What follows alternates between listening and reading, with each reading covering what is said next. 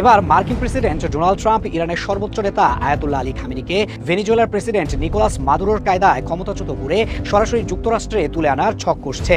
এমন বিস্ফোরক খবর সামনে আসার পর তেহরান তাদের অবস্থান পরিষ্কার করে দিয়েছে।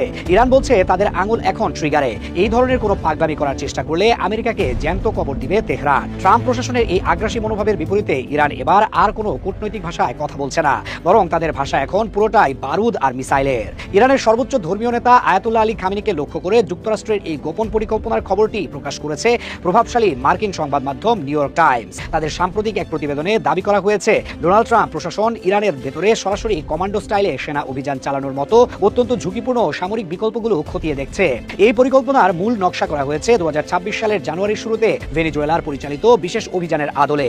সেই সময় ভেনেজুয়েলার প্রেসিডেন্ট নিকোলাস মাদুরোর বিরুদ্ধে যুক্তরাষ্ট্র যেভাবে আগ্রাসী পদক্ষেপ নিয়েছিল, ঠিক একই কায়দায় ইরানি ভূখণ্ডে বিশেষ বাহিনী নামিয়ে আয়াতুল্লাহ খামেনিকে ক্ষমতাচ্যুত বা তুলে আনার মতো দুঃসাহসী চিন্তা করছে হোয়াইট হাউস। নিউ ইয়র্ক টাইমসের প্রতিবেদনে হোয়াইট হাউসের একাধিক কর্মকর্তাকে উদ্ধৃত করে বলা হয়েছে, ইরানে সাম্প্রতিক সময়ে যে সরকার বিরোধী বিক্ষোভ চলছে তা দমনে তেহরানের কঠোর অবস্থানের সুযোগ দিতে চাইছে ওয়াশিংটন। প্রেসিডেন্ট ট্রাম্পের টেবিলে তার সামরিক উপদেষ্টারা নতুন এবং বিস্তৃত সামরিক বিকল্পের একটি তালিকা জমা দিয়েছেন।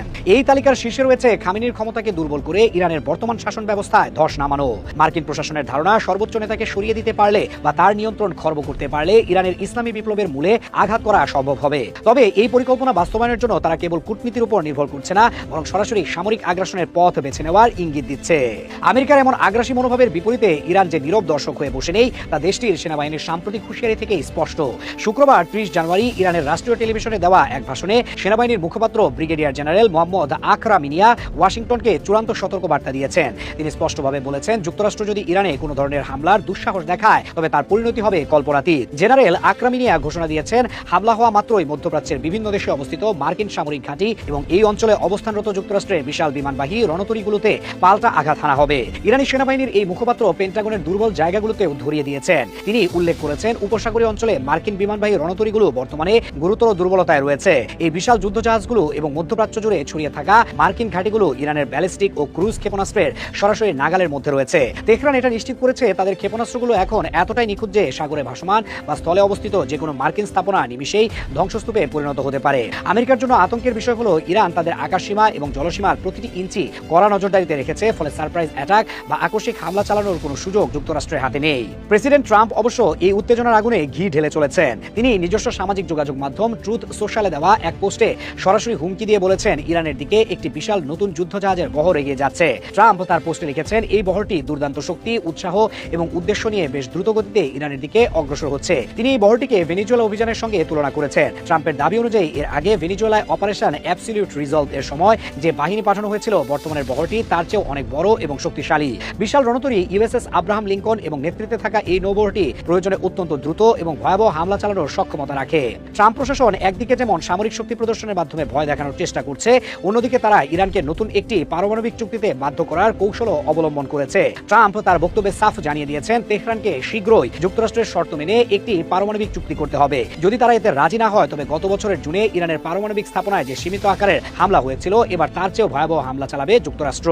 ট্রাম্পের এই দ্বিমুখী নীতি একদিকে আলোচনার চাপ এবং অন্যদিকে সামরিক আগ্রাসনের হুমকি ইরানের কাছে পরিষ্কারভাবে অগ্রহণযোগ্য হিসেবে বিবেচিত হয়েছে।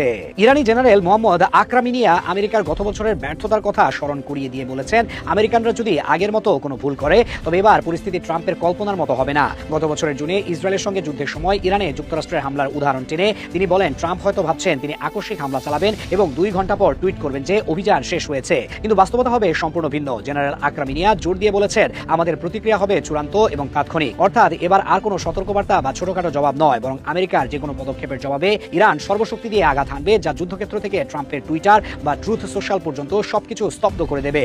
পরিস্থিতি আরো জটিল করে তুলেছে মার্কিন সামরিক বাহিনীর সেন্ট্রাল কমান্ড বা সেন্টকম এর সাম্প্রতিক একটি বিবৃতি। গেল মঙ্গলবার দেওয়া এই বিবৃতিতে তারা জানিয়েছে, মার্কিন বিমান বাহিনী মধ্যপ্রাচ্য জুড়ে বহুদিনের একটি প্রস্তুতি মহড়া পরিচালনা করবে।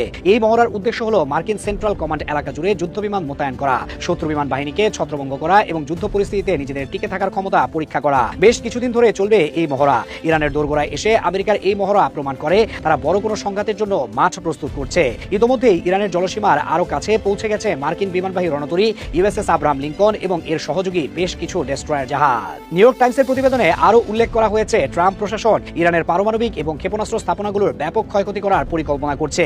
তাদের মূল লক্ষ্য হলো ইরানের সামরিক মেরুদণ্ড ভেঙে দেওয়া। তবে ইরান এই হুমকির মুখে বিন্দুমাত্র বিচলিত নয়, বরং তারা স্পষ্ট করেছে তাদের প্রতিরক্ষা সক্ষমতা যেকোনো বহিঃশত্রুর মোকাবেলায় সম্পূর্ণ প্রস্তুত। মার্কিন নৌবহর বা আর্মারা যতই শক্তিশালী হোক না কেন, পারস্য উপসাগরের সরু জলসীমায় এই বিশাল জাহাজগুলোর ইরানের স্পিডবোট এবং সাবমেরিনের সহজ লক্ষ্যে পরিণত হতে পারে। তেহরান এর মধ্যে তাদের উপকূলীয় ক্ষেপণাস্ত্র ব্যাটারিগুলো যুদ্ধের জন্য প্রস্তুত রেখেছে। অন্যদিকে এই সংঘাতের অর্থনৈতিক প্রভাব নিয়ে বিশ্বজুড়ে আতঙ্ক সৃষ্টি হয়েছে। নাম প্রকাশে অনিচ্ছুক একজন উপসাগরীয় কর্মকর্তা গালফ নিউজকে জানিয়েছেন, মার্কিন হামলার আশঙ্কা ক্রমেই বাড়ছে এবং এটি পুরো অঞ্চলে চরম বিশৃঙ্খলা সৃষ্টি করবে। ওই কর্মকর্তার মতে এই যুদ্ধ কেবল সামরিক ক্ষয়ক্ষতির মধ্যে সীমাবদ্ধ থাকবে না, বরং এটি তীব্র অর্থনৈতিক বিপর্যয়ের দিকে নিয়ে যাবে। যুদ্ধের ফলে তেল ও গ্যাসের দাম আকাশচুম্বী হতে পারে, যা মধ্যপ্রাচ্য শুধু নয়, খোদ যুক্তরাষ্ট্র সহ পুরো বিশ্ব অর্থনীতিকে ধসিয়ে দিতে পারে। তেলের সরবরাহ লাইনে কোনো ব্যাঘাত ঘটলে তার প্রভাব পড়বে প্রতিটি দেশের ওপর। এই কর্মকর্তা সতর্ক করেছেন, ট্রাম্পের এই হঠকারী সিদ্ধান্ত বিশ্বকে এক গভীর সংকটের মুখে ঠেলে দিচ্ছে। যুক্তরাষ্ট্রের এই আগ্রাসী পরিকল্পনার বিরুদ্ধে ইরান তাদের জাতীয় ঐক্য এবং সামরিক শক্তিকে কাজে লাগাচ্ছে। ভেনিজুয়েলার ঘটনার পুনরাবৃত্তি ইরানে ঘটানো যে অসম্ভব তা তেহরান বারবার বুঝিয়ে দিয়েছে। ভেনিজুয়েলা এবং ইরানের ভূ রাজনৈতিক এবং সামরিক সক্ষমতার মধ্যে আকাশ পাতাল পার্থক্য রয়েছে। ইরানের হাতে রয়েছে হাজার হাজার ব্যালিস্টিক মিসাইল এবং লক্ষাধিক প্রশিক্ষিত সেনা। এছাড়া হিজবুল্লাহ, হুতি এবং অন্যান্য প্রতিরোধকামী সংগঠনগুলোর নেটওয়ার্ক পুরো মধ্যপ্রাচ্য জুড়ে বিস্তৃত। খামেনিকে সরানোর যে কোনো প্রচেষ্টা বা ইরানি ভূখণ্ডে কমান্ডো নামানোর চেষ্টা হলে এই পুরো নেটওয়ার্ক একযোগে যুক্তরাষ্ট্রের স্বার্থে আঘাত হানবে। আমেরিকা ভাবছে তারা নৌবহর পাঠিয়ে ইরানকে ভয় দেখাবে, কিন্তু বাস্তবতা হলো ইরানি সেনাবাহিনী এবং রেভলিউশনারি গার্ড তাদের সর্বোচ্চ সতর্ক অবস্থায় রয়েছে।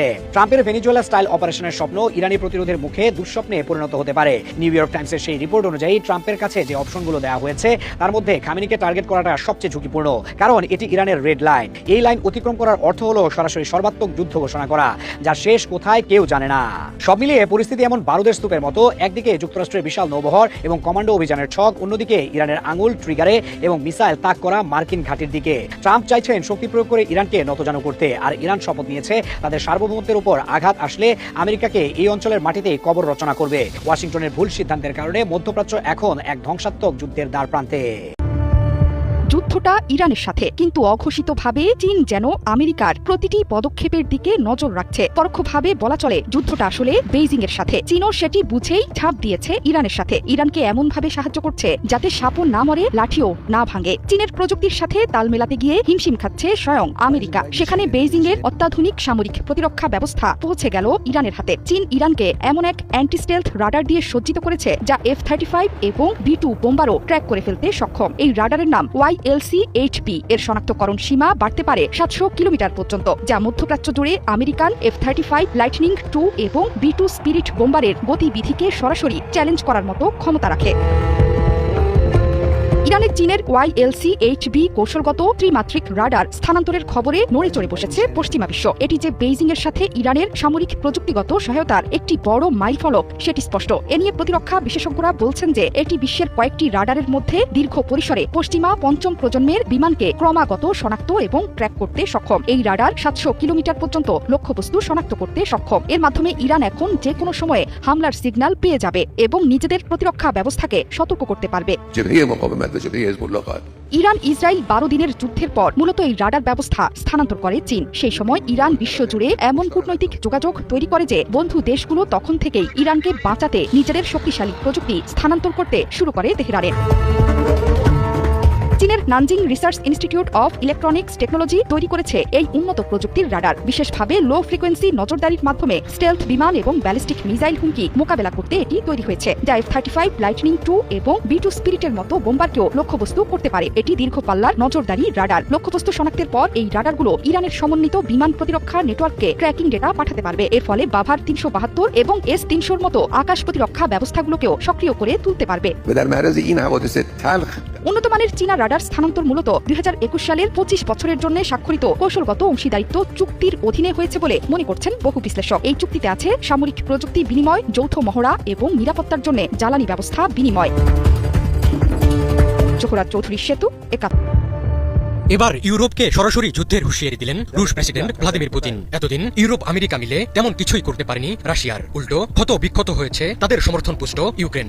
ভবিষ্যৎ টের পেয়ে যুদ্ধ বন্ধে নতুন পরিকল্পনা নিয়ে এসেছেন মার্কিন প্রেসিডেন্ট ডোনাল্ড ট্রাম্প। এতে আগ্রহ দেখিয়েছে রাশিয়াও, কিন্তু ইউরোপের যুদ্ধের নেশা এখনো ফুরোচ্ছে না। ইউক্রেনের কাঁধে বন্দুক রেখে নিজেদের স্বার্থ হাসিল করতে চায় ইউরোপীয়রা, এতে রাজি ভ্লাদিমির পুতিনও। তিনি জানিয়ে দিয়েছেন ইউরোপীয়রা যুদ্ধ করতে চাইলে প্রস্তুত আছে রাশিয়া। Выдвинуть такие требования, которые для России являются абсолютно. শান্তি প্রস্তাব নিয়ে পুতিনের দরবারে গেছেন ট্রাম্পের বিশেষ দূত স্টিভ উইটকফ ও জামাতা জ্যারেড কুশনার। তাদের সঙ্গে সাক্ষাতের আগেই পুতিন জানিয়ে দিয়েছেন ইউক্রেন যুদ্ধ শেষ করার জন্য ইউরোপ যেসব দাবি তুলছে তা মস্কোর কাছে গ্রহণযোগ্য নয়। এরপরই তিনি সতর্ক করে বলেন রাশিয়া ইউরোপের সঙ্গে লড়তে চায় না, কিন্তু ইউরোপ লড়াই করতে চাইলে রাশিয়া এখনই তা করতে প্রস্তুত। পুতিন হুঁশিয়ারি দিয়ে বলেন যুদ্ধে জড়ালে ইউরোপীয় শক্তিগুলোর এমন চরম পরাজয় হবে যে শান্তি চুক্তি নিয়ে আলোচনা করার জন্য কেউ অবশিষ্ট থাকবে না। এদিকে রুশ পতাকাবাহী ট্যাঙ্কারে হামলাকে ইউক্রেনীয় বাহিনীর দস্যুতা হিসেবে দেখছেন ভ্লাদিমির পুতিন। এর জবাবে ইউক্রেনের বন্দর জাহাজে পাল্টা হামলা চালানোর হুমকি দিয়েছেন তিনি। এছাড়া দেশটিকে সমুদ্র থেকে বিচ্ছিন্ন করে দেওয়ার হুঁশিয়ারি দিয়েছেন রুশ প্রেসিডেন্ট। মঙ্গলবার সাংবাদিকদের সঙ্গে আলাপকালে পুতিন বলেন ইউক্রেনের সশস্ত্র বাহিনী এখন যা করছে সেগুলো দস্যুতা। রাশিয়া প্রথমে ইউক্রেনের বন্দর এবং সেখানে আসা জাহাজে হামলা চালাবে। যেসব দেশ ইউক্রেনকে সহায়তা করছে তাদের জাহাজের উপরও হামলা হতে পারে বলে ইঙ্গিত দিয়েছেন পুতিন। Даже тогда, когда они পытаются. 2022 সালের ফেব্রুয়ারি থেকে চলছে রাশিয়া ইউক্রেন যুদ্ধ। চলতি বছরের জানুয়ারিতে দ্বিতীয় মেয়াদে হোয়াইট হাউসে ফেরার পর থেকে যুদ্ধ থামাতে তৎপর ডোনাল্ড ট্রাম্প। এ নিয়ে পুতিন ও জেলেনস্কির সঙ্গে দফায় দফায় কথা বলেছেন মার্কিন প্রেসিডেন্ট। সম্প্রতি প্রস্তাবিত 28 দফা শান্তি পরিকল্পনা সামনে এনেছেন মার্কিন প্রেসিডেন্ট। ট্রাম্পের এই পরিকল্পনা সম্পর্কে পুতিনকে জানাতে রাশিয়ায় গেছেন ট্রাম্পের বিশেষ দূত স্টিভ উইটকফ ও জামাতা জ্যারেড কুশনার। মঙ্গলবার মস্কোয় রুশ প্রেসিডেন্ট ভ্লাদিমির পুতিনের সঙ্গে দীর্ঘ 5 ঘন্টা বৈঠক করেছেন ট্রাম্পের প্রতিনিধিরা। ব্রিটিশ সংবাদ মাধ্যম বিবিসি জানিয়েছে তাদের এই বৈঠক গঠনমূলক হয়েছে। তবে রাশিয়ার দখল করা ইউক্রেনের ভূখণ্ডের নিয়ন্ত্রণ কার হাতে থাকবে এই বিষয়ে কোনো সমঝোতায় পৌঁছাতে পারেনি দুই পক্ষ। Зараз тиск на Україну один з найважчих. Зараз Україна може опинитися перед дуже складним вибором.